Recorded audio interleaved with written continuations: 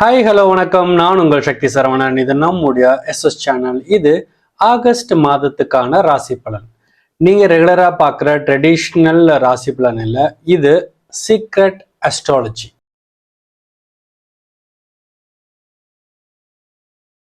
நம்ம வாழ்க்கை நம்ம கையில இருக்கா இல்லைன்னா நவ கிரகங்களோட கையில இருக்கா?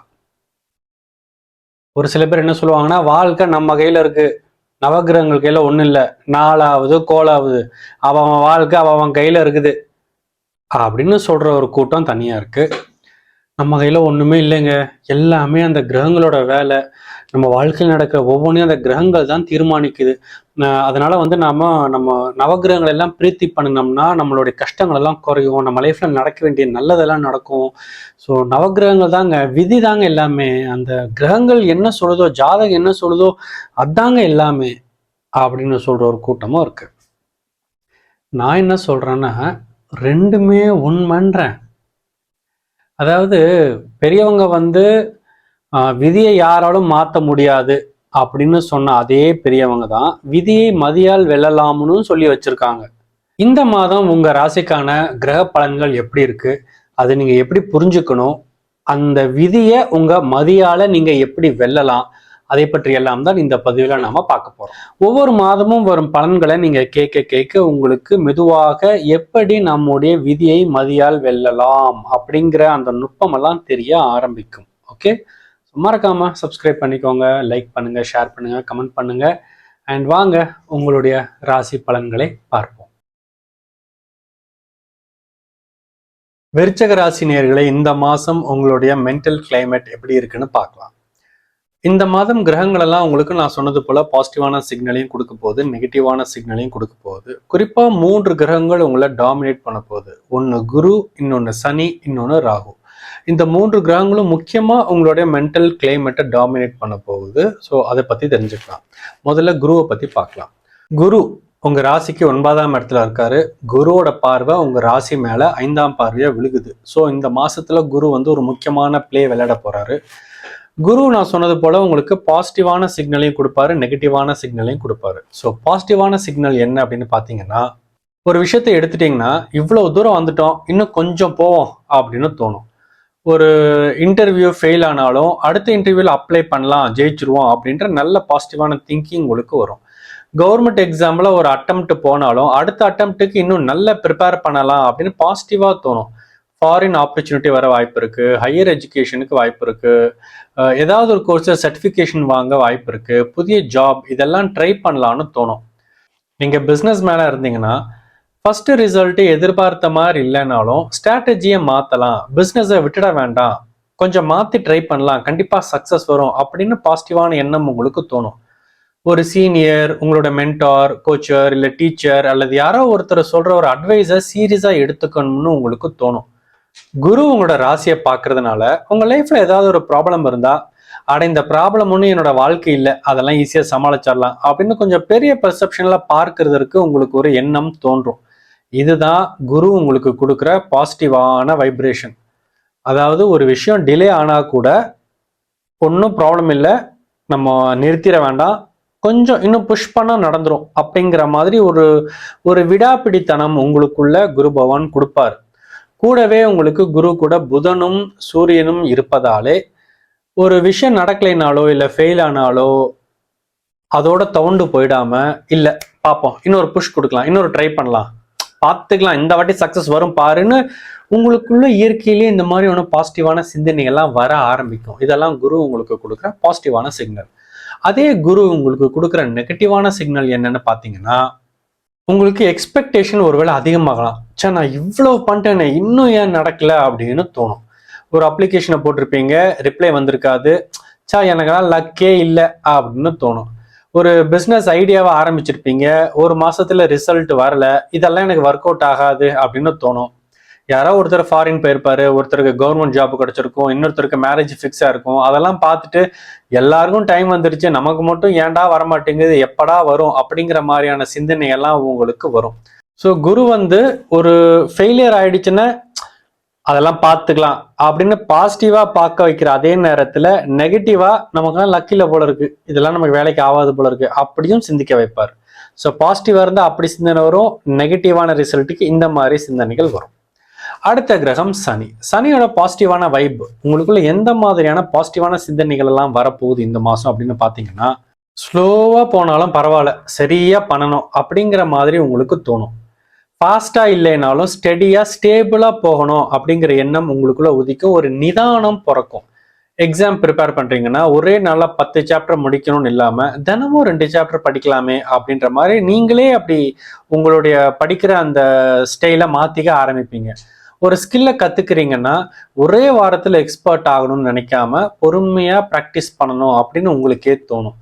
பிஸ்னஸில் ஒவ்வொரு நாளும் ஒவ்வொரு கிளைண்ட்டை ஃபாலோ அப், ஒரு இம்ப்ரூவ்மெண்ட், ஒரு சின்ன ஆக்ஷன் எடுக்கணும் அப்படின்னு உங்களுக்கு இயற்கையிலே தோண ஆரம்பிக்கும்.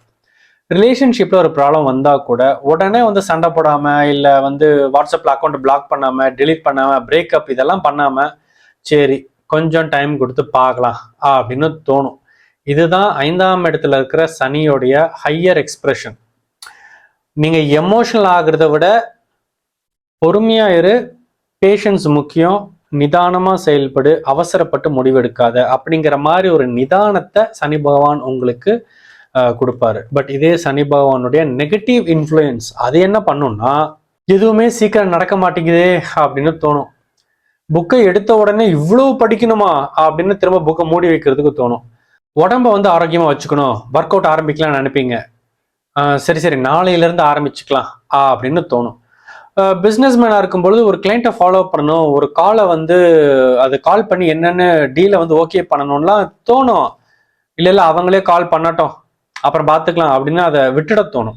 ரிலேஷன்ஷிப்பில் உங்களுக்கு ஒரு ப்ராப்ளம் வந்துச்சுன்னா அது சரி பண்ணுறதுக்கு பதிலாக ஃபோனை எடுத்துகிட்டு ரீல்ஸை பார்த்துட்டு மைண்டை டிஸ்ட்ராக்ட் பண்ண தோணும். அந்த ரிலேஷன்ஷிப் ப்ராப்ளத்தை அப்புறம் பார்த்துக்கலாம், அது அப்படியே கிடக்கட்டும் அப்படிங்கிற மாதிரி ஒரு எண்ணங்கள் எல்லாம் உங்களுக்கு வரும். அப்புறம் நைட் உட்காந்து என் லைஃப் மட்டும் ஏன் இப்படி இருக்குது அப்படின்னு படுத்து யோசிக்க தோணும். இதுதான் சனியினுடைய லோவர் எக்ஸ்பிரஷன். சனியினுடைய பாசிட்டிவ் சைடு உங்களுக்குள்ள ஒரு பொறுமை, நிதானம், ஸ்ட்ராட்டஜிக்கலாக திங்க் பண்ணுறது, ஸ்டெப் பை ஸ்டெப்பாக போகிறது, இந்த மாதிரி எண்ணங்கள் ஒரு சைடில் வந்தாலும் இன்னொரு சைடில் நம்பிக்கை இல்லாத தன்மை, ஒரு ஹோப்லெஸ்னஸ். ஆடா போடா எதுவுமே நடக்க மாட்டேங்குது அப்படின்னு அந்த ஹோப்பை விட்டுருவோம்ல, நம்ம நம்பிக்கை இழந்துருவோம்ல, அந்த மாதிரி நம்பிக்கை இழக்கிற மாதிரியான சிந்தனைகளை சனி பகவான் உங்களுக்கு நெகட்டிவ் எக்ஸ்பிரஷனில் தர ஆரம்பிப்பார். அடுத்து ராகு.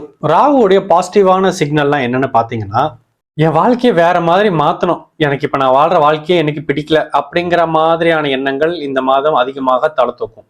வீட்டோட சூழலை மாற்றணும், ரூமை கிளீன் பண்ணணும், நம்மளோட ரொட்டீனை மாற்றணும், வேற ஊருக்கு போயிடலாம், வேற ஜாபை மாற்றலாம், ஃபாரின் ஆப்பர்ச்சுனிட்டி ஏதாவது பார்க்கலாமா, புதிய என்விரான்மெண்ட், இப்படி எதையாவது எக்ஸ்ப்ளோர் பண்ணணும்னு உங்களுக்கு தோணும். ரொம்ப நாளாக நீங்கள் ஒரே மாதிரி நடந்துக்கிறதுனால நம்ம ஏன்டா இந்த மாதிரி நடந்துக்கிறோம், நம்ம ஏன் கொஞ்சம் மாற்றி யோசிக்க மாட்டேங்கிறோம், ஏன் நம்மளே கொஞ்சம் மாற்றிக்க மாட்டேங்கிறோம், இந்த மாதிரியான எண்ணங்கள் எல்லாம் தலை தூக்கும். Meditation, journaling, mind control, thought awareness, இது போன்ற விஷயங்கள் எல்லாம் உங்களுக்கு சீரியஸாக ப்ராக்டிஸ் பண்ணணும்னு தோணும். மெடிடேஷன்லாம் பண்ணணும்னு தோணும். கொஞ்சம் மைண்ட் எல்லாத்தையும் கட்டுப்படுத்தணும், எண்ணங்கள் எல்லாத்தையும் ஒழுங்குபடுத்தணும், விழிப்புணர்வு அதிகரிக்கணும், இந்த மாதிரியான விஷயங்கள் எல்லாம் உங்களுக்கு தோணும். இது எல்லாமே ராகுவனுடைய ஹையர் எக்ஸ்பிரஷன். பட் அதே ராகுவனுடைய லோவர் எக்ஸ்பிரஷன், நெகட்டிவ் வைப் என்ன அப்படின்னு பார்த்தீங்கன்னா, வெளியில எல்லாமே ஓகேவா இருந்தாலும் உள்ளுக்குள்ள ஏதோ சரியில்லைன்னு தோணும். ஒருத்தர் ரிப்ளை பண்ணலன்னா அவங்க ஏன் நம்மளை அவாய்ட் பண்றாங்கன்னு தோணும். இதுவே பாசிட்டிவா இருந்தா அவங்க பிஸியா இருக்காங்க அப்படின்னு தோணும். இதே நெகட்டிவா இருந்தா நம்மளை அவங்க அவாய்ட் பண்றாங்க அப்படின்னு தோணும். இன்டர்வியூ ரிசல்ட் லேட்டா வந்துச்சுன்னா கிடைக்காது போல இருக்கு அப்படின்னு தோண ஆரம்பிக்கும். பார்ட்னர் கொஞ்சம் சைலண்டா இருந்தாங்கன்னா மனசுக்குள்ள 10 ஸ்டோரி எந்திரிக்கும். அவ ஏன் அமைதியா இருக்கா, அவ ஏன் அமைதியா இருக்கான், ஒருவேளை இப்படி இருக்குமோ அப்படி இருக்குமோ அப்படி இருக்குமோ அப்படின்னு 1008 கதை எழுத ஆரம்பிச்சிருவீங்க.